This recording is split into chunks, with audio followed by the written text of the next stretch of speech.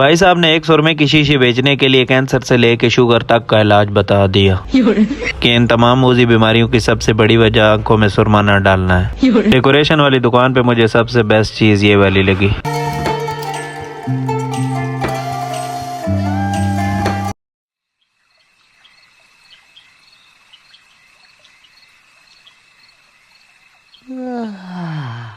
बचपन में जब सब पूछते थे कि मेरा बेटा बड़ा हो के क्या लेगा, तो मैं गाड़ी, बंगला और पता नहीं क्या क्या बताया करता था। और अभी शैम्पू वाली बोतल में आधा किलो पानी डाल के नहाया हूँ मैं।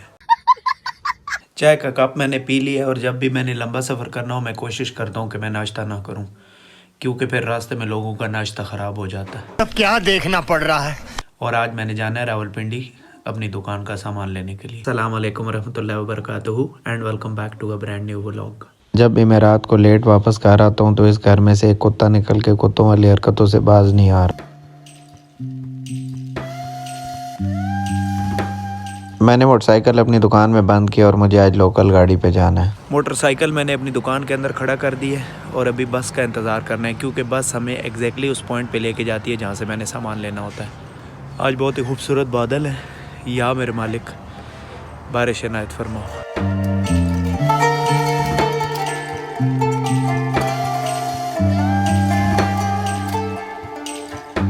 वैसे तो मुझे खुले और आसान सफ़र के लिए बस पे जाना था, लेकिन इस गाड़ी वाले ने वीआईपी और फ्रंट सीट ऑफ़र की तो मैं इसके साथ बैठ गया।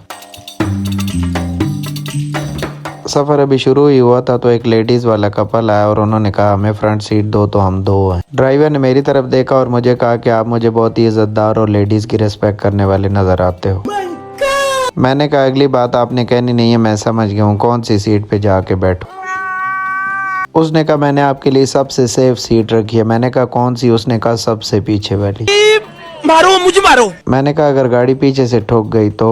उसने कहा वो तो किस्मत की बात है, मैयत का चेहरा कम से कम साफ सुथरा ही अच्छा लगता है।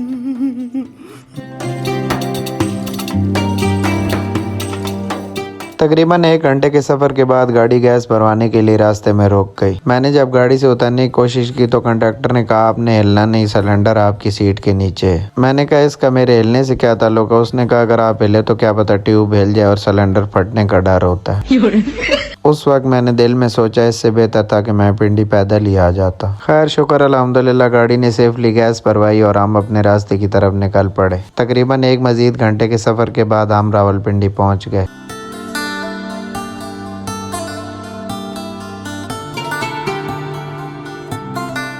कंडक्टर ने मजीद कुछ सवारियां बैठाई और हम फाइनली अपनी फाइनल डेस्टिनेशन की तरफ निकल पड़े। गर्मी की वजह से मैंने सर से टोपी उतारी, लेकिन जब भी उतारी सर छत के साथ लगा।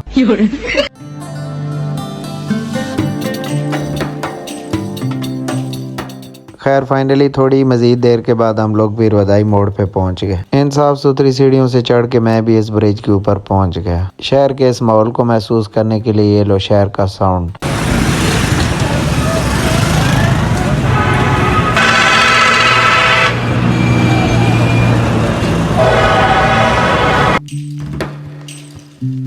पाकिस्तानी अवाम के नसीब में कहीं पे भी खुला स्पेस नहीं है। ये आगे जाने वाले सीनियर सिटीजन के लिए क्या सहूलत दी है किसी ने। अगर इस लोहे वाले फ्लोर से इनका पाँव फिसल जाए तो इनकी बाकी की जिंदगी बेड पे होगी। यहाँ ब्रिज पे बिचू हमार दवाई से लेके डेंटल, डॉक्टर और हर किस्म की सहूलतें मौजूद थी। खैर मैं इस ओपन एयर रक्शे पे बैठा और अपने मजीद सफर की तरफ निकल पड़ा।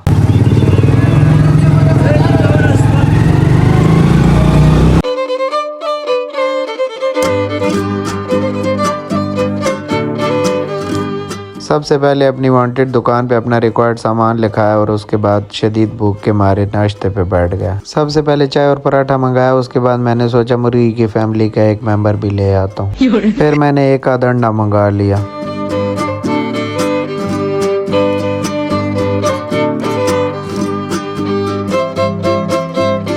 डेकोरेशन वाली दुकान पे मुझे सबसे बेस्ट चीज़ ये वाली लगी। अब्बासी साहब पिछले कई सालों से ये काम कर रहे हैं। Is the best person I know in business. भाई साहब ने रोल की जैसे ही आखिरी शीट काटी, मैंने देखा हमारे सामने से हमारे गांव वाली गाड़ी गुजर गई। स्पीड में जाने दो।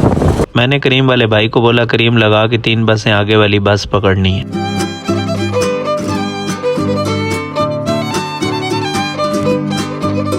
उन्होंने फिर कानून का ख्याल रखते हुए ऐसी ब्रेक लगाई कि मैं जाके बस की सीट पे गिरा।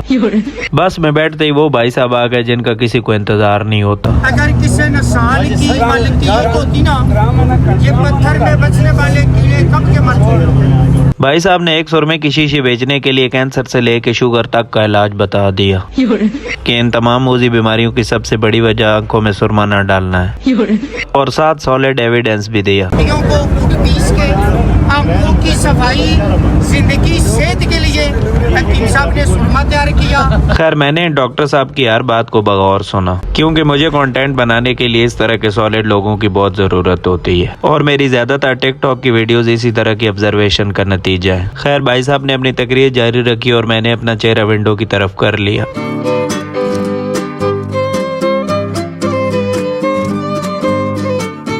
रास्ते में एक स्टॉप पे गाड़ी रुकी तो ये मेरे साथ बैठे हुए चाचा केले लेके आ गए। इन्होंने मुझे खाने की ऑफर की और फिर 6 केलों में से इन्होंने एक ही खाया। खैर मैंने कैमरे में से आप लोगों की तरफ देखा कि आप लोग मेरी वीडियो को कितना पसंद कर रहे हो, और फिर उसके बाद गांव के खूबसूरत खेत आना शुरू हो गए।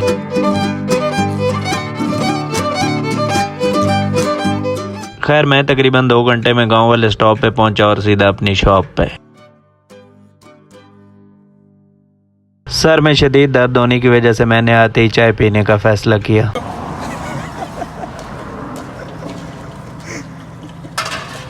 मैं उम्मीद करता हूं कि आपको मेरी वीडियोस पसंद आ रही होंगी। जाने से पहले मेरे चैनल को शेयर, लाइक एंड सब्सक्राइब कर दीजिएगा।